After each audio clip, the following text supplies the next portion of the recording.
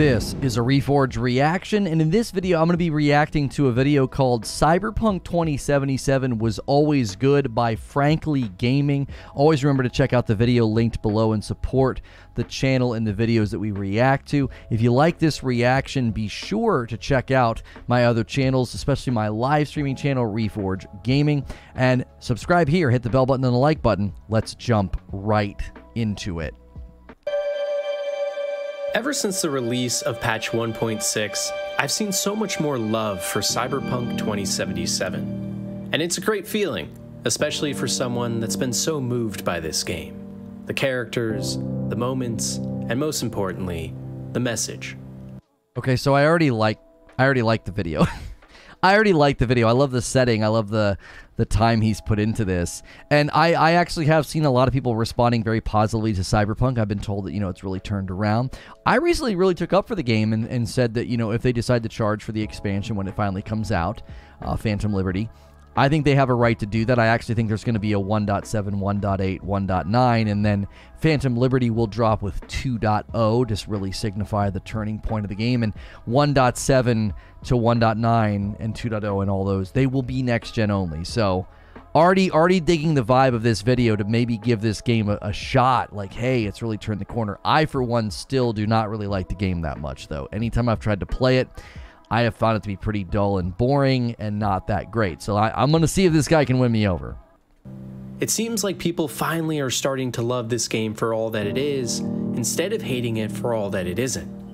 And now with promises of a revamped police system, dedicated modding, and improved melee combat, along with one of the coolest DLC trailers I've ever seen, you can't help but feel like this game may finally have the comeback it deserves. But you see, that's just the thing. The saddest part about this story is that Cyberpunk 2077 never needed a comeback in the first place. I know about the lies, the deception, and the lack of strong leadership that CD Projekt Red displayed when they needed it most. However, I'm not here to tell you whether or not you should or shouldn't be mad at them. That's for you to decide, and I already did a video on that. I'm here because the core of what makes art meaningful, powerful, and everlasting was always at the heart of this game. The story it told and the journey it takes you on was always better than the sum of its parts. If you look on Steam right now, Cyberpunk 2077 has some of the most negative reviews of any game of all time. But also, and less talked about, some of the most positive ones too. This is something I actually bring up quite a bit about Cyberpunk. I was kind of transfixed by his video. I didn't really break in there. It's really good. Like, I appreciate what he's trying to say. It's like, it's the journey and the story and the art was so much better than the sum of its parts, almost as if the video game got in its own way, and I think that's generally true. If you look at the Steam scores overall, they've always impressed me because I think it was more well received on PC. I think the console bumble and landing on old gen absolutely chopped this game's legs off, which is really unfortunate, especially for those who have put in as much time as Frankly Gaming to see the beauty beneath all of the scuffed edges and all the problems. So I'm enjoying this video. I really like his approach. I do think that the idea that, like, oh, it's always been good, or is the title of his video, was it always good, were we lied to? I don't know if I'm gonna be compelled by that, like his premise and the goal of the video. We'll see. He's already a very winsome and compelling creator, though. I appreciate the video. This game was always amazing, and it will always be, regardless of what updates are made to police and other AI systems, regardless of what mods come out in the future, and regardless of whether the Phantom Liberty DLC is all that we hope for. Because this game represents so much more. In a world that's so quick to judge, ridicule, and hate, sometimes it's important to see the good in it all, too. I've decided I like this guy. I have decided I really like him. Even if I end up not being compelled by his video, even if I end up not agreeing with his consensus or his conclusion, he seems like just a good dude. I've decided this. I like him. I wanna have him on my podcast. I'm serious. I really like that. That was a good word. There's a moment in one of the side stories where you travel back to a place where Johnny's body was buried, the oil fields outside the city. And it's just one of so many moments in this game that elevate it above anything else I've played. Seeing a man who killed and hurt those around him in the pursuit of greatness coming to the realization that no one cares anymore, that even with all his fame, fortune, and glory, no one came to his gravesite to mourn him upon his death. Early on in the story, you play as Johnny Silverhand in these badass moments of shooting, sex, and rock and roll. And that's what I think most of the detesters of this game took away from it. A fun but flawed experience that was a spectacle with nothing much underneath. But that is a pretty common thing. I also think a lot of people didn't appreciate how gunplay didn't feel that good, like gameplay itself. As he said, you know, it's the things underneath were better than the sum of its parts. The game got in the way of itself. And I definitely do think the way the gunplay handled and the combat handled, the game definitely sort of tripped on itself. It made it difficult to enjoy. I also think some of the voice acting was not that great. That also made it difficult for me to connect to the story. So him describing the story is better than anything I ever experienced playing the game. It always felt dull and flat, like that nobody's lines procced at the right time, so it felt kind of awkward, very video gamey, because you're like waiting on NPCs to like awkwardly reply. It was really awkward at times, and it's unfortunate. I mean, he's describing something that sounds like a wonderful story, and I never felt that when I played the game. But you see, it's the exact opposite. Only by playing through the entire hours-long side quests that span the whole game, and only by truly investing in these characters do those final payoffs like Johnny's do so well. Most people I thought were my friends. They couldn't even stand to be in the same room with me. You're fucking closest to me by a long shot. Do you see what I'm saying? Like, I like Keanu Reeves, but even those lines fall flat. Like, frankly, gaming, his voice, the way he's put this together, feels like it has more emotion and more production than that flat line delivery from Keanu Reeves. Now, admittedly, Keanu's a pretty flat, monotone actor. He's not a very emotive guy, but I think this is just another, it just put on full display what I was talking about. I haven't watched this video yet, by the way. My producer sent me this, and he said, you need to react to this. This is my first time watching it, and I think this just beautifully displayed my point, that the author of this video, I think, has a better voice than most of the voice lines in the game itself.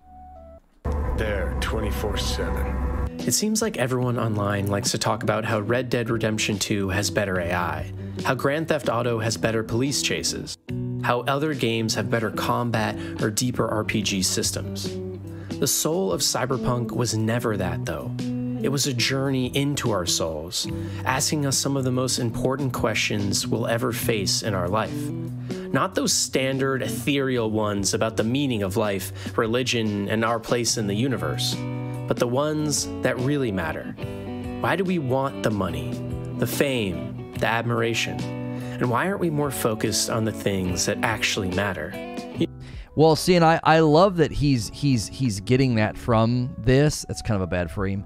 I love that he's getting that from the game, and this is a big debate point that I always had with people who defended the game. I said, if the narrative and the dialogue choices and the interaction with the NPCs is meant to be a vehicle of a meaningful, awesome story, I think that all of those parts are so subpar, it fails to deliver that. It's, to me, if you've ever seen those trucks on the highway that are delivering all of the cars and they're all meticulously placed, it's a thing of wonder to a certain degree. You see this truck with, 16 however many vehicles on the back. Well, that vehicle is built for that. It gets there. It can get up to the speeds. It has the engine to deliver those cars. If you're going to deliver a heavy, impactful, and meaningful story, you're going to need a vehicle that's in tip-top shape that can really pull the story and the characters along. And some of the most impactful stories in games that I've played, whether it's been Hellblade, Ghost of Tsushima, God of War, even the Horizon Zero Dawn and Horizon Forbidden West, the voice acting is at a level of like a movie, and Cyberpunk doesn't have the right vehicle to get that message and that meaningful dialogue and impactful story. It just doesn't work. And I think it's because, again, imagine trying to drag all those cars on the highway with just a regular Ford F-150 truck. It wouldn't work. It wouldn't be strong enough. You would say, it's not that it's a bad truck. You might say that depending on what your brand is, but you might say it's just too weak. It's just too small. And I feel like it's not that the voice acting and the dialogue and things are necessarily inherently bad or horrible. They're just too weak to carry the impact that this guy's outlining. You know, when I finished Prey, I was in awe of how much I loved that game. And when I finished the original Mass Effect trilogy, I was sad that the journey was finally over, after being such a huge part of my life for almost half a decade. But when I finished Cyberpunk 2077, I truly had changed. A game about becoming the best in all of Night City and sacrificing everything and everyone around you to do so. Okay, I really sympathize and empathize with what he is saying, because I've had those experiences with games before. Beating the final boss in Sekiro changed me. It was like a spiritual experience. It was such a symbol of everything I had been through, everything I had overcome, the fighting, the grit, the determination. A 5-hour fight. Ghost of Tsushima, fighting back and doing everything you can to help your friends and to be both motivated by vengeance and love, and those two things being intermingled. Hellblade. I mean, these are games that are more than games for some of us. And so I appreciate what he is saying, and I think that that's great that he's had that experience with this game. I just have never felt that the game could rise to the level of excellence to deliver such an impactful experience for me. That somehow ended up teaching us the most important lesson of all, that none of that matters in comparison to the ones we love, family, friends, and those we hold close. So many people will never give Cyberpunk 2077 a chance because of what others online told them to believe, and many others won't like the game for a variety of reasons. But I promise you, there's a reason that so many people love this game too. If you put in the time and play all of the main and side quests, and truly explore and ask questions of these characters you meet, you will be met with some of the best and most impactful emotional beats I've ever felt in a video game. So, I like what he's saying here too, because I've run into these people that just love this game. They're on the game's wavelength. It somehow got its hooks in them, and so I don't deny what he's saying. I think there's something here. There's a wavelength, there's a frequency that if you're tuned into, this game really does something for you, and it just never did for me. Pan Am making a toast to Jackie, or Judy opening up about her horrific past, slowly unraveling the soul behind a ruthless terrorist psyche, or listening to Carrie play his new song on a boat as you slowly drift through the waves. It's these slower and more poignant capstones in Cyberpunk that make the game so special, not the graphics, spectacle, or propensity of bugs. You know, it's funny, as he's saying all this really, I feel like this lines up and dovetails with so many of my theories about Cyberpunk, that they are victims of scope creep, that the scope of the game got so big and so broad that a lot of its parts got diluted and dumbed down, and they lack in quality, which makes the game kind of trip on itself. And he played and got into all those nooks and crannies of the game and found the gold nuggets, the special moments, the cool story elements. And I think that actually really dovetails with my theory very well. That's why these moments are so hard to find. That's why you really have to commit and play to discover them. I didn't have to really pour in extra time or dig through, the muck and the mire of a bad game to have a great experience in any of the games I just listed a little while ago. And that's because they didn't fall prey to a scope that's so broad that it damages the product or dilutes it in the process. And so I got a lot of respect for anybody who played the game to that level and has that level of love and found all those great moments, because I'm sure the developers appreciate that to some degree, because I bet you a lot was poured into this game that went unnoticed because of all of the problems. This game was dragged through the mud, and in a lot of ways I get it. It was well-deserved and taught an important lesson to the entire industry. But because of the rampant hate, so many people can't look past their preconceived notions and appreciate what the game has always done well. And it's tough too, because in my opinion, I love this game. I think the story and meaning behind it is magical. I love the gameplay, how you can sneak, hack, or slow motion shotgun and katana people's heads apart into a bloody mess. I love the amazing world and architecture, and I just love more than anything how it made me feel. As a content creator, that sequence, what he just did, I don't know if he edits his own videos. That was excellent. Like that did something. It was very good. Man, I wish I had time to pour into videos like that about the games I love that much. That was good. That was very well done. As a content creator, I just have a lot of respect for the artistry and the care that went into just little moments like that. The light cascading through the trees, the music swelling, what he was saying. This is a very good video. I really hope he ends up seeing this video, and I hope it makes his day, because I'm just pleasant. This is just a pleasant video and very enjoyable experience to watch about a game that I've been pretty harsh about. And how it made me reconsider my own life. How it teaches us to focus on the important things in our life by showing us firsthand how it would feel if we did or didn't. Like watching Johnny at the oil fields realize all the mistakes he made in treating others badly. Or seeing how powerful a family bond the Aldecaldos have, and how much more meaningful working with them is than any of the lifeless corpse in the city.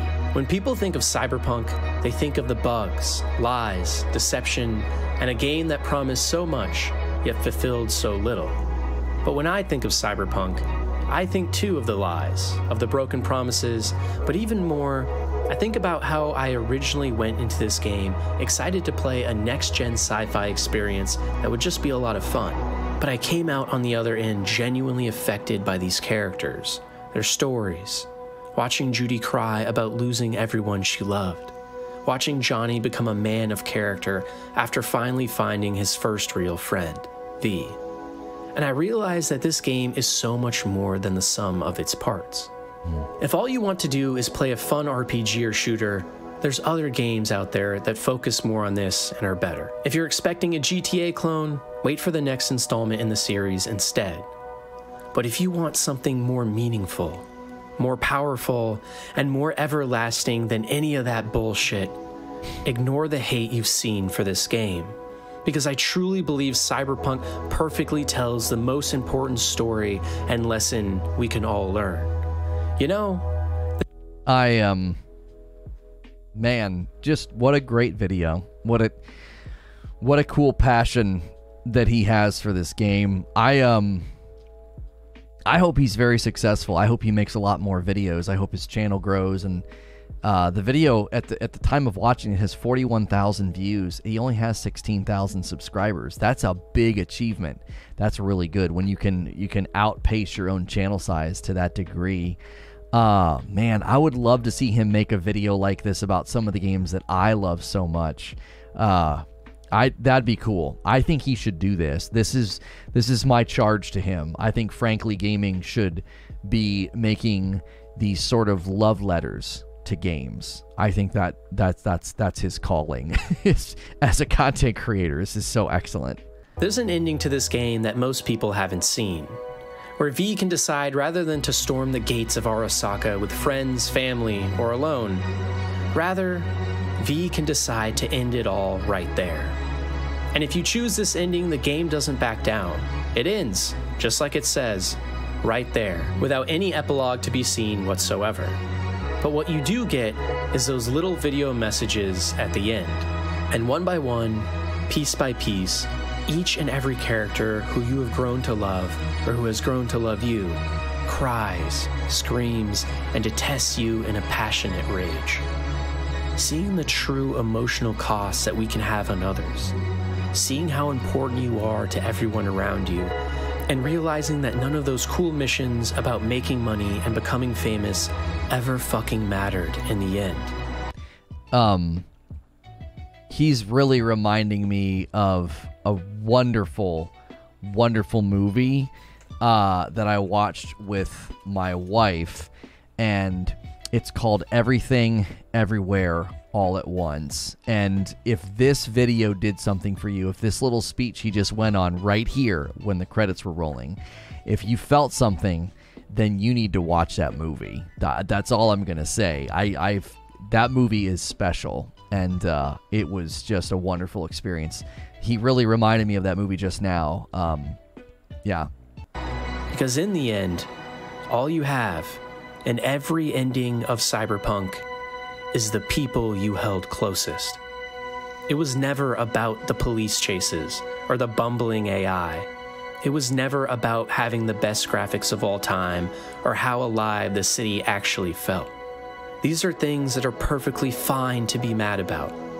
I just wish more people would realize just how much they're missing out on, too. I've played games that are more fun, that have less bugs, and whose worlds feel much more alive. But I've never played a game that affected me quite like this one. That's why Cyberpunk 2077 is, and has always been, an amazing game. I said I was thinking about you. I meant a lot. Well, About everything you did. yeah, this was an excellent. This was just such an excellent piece of work. I've obviously not been convinced to play the game by this video because, again, I think there's too many things that I trip up on trying to enjoy it.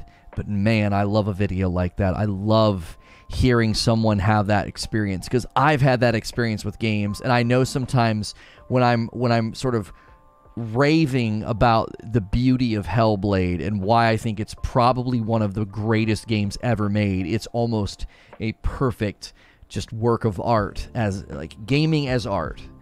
And there are people that just don't see it. They've never played it, or they didn't like it, or they criticize it, or they thought like the combat was lame. And that's always a bummer for me that they can't tap into that and have that experience. So it's got to be kind of a bummer for him, because I know there's a ton of people that are probably like, yeah, bro, come on, Cyberpunk, really? Just please check out his channel. The link is below. I've never really fawned over a video like this before in my content. I did not know what this video was going to be. I'm really glad my producer's like, you need to react to this. I was like, okay. Because I'm sort of known for being harsh and very critical of Cyberpunk.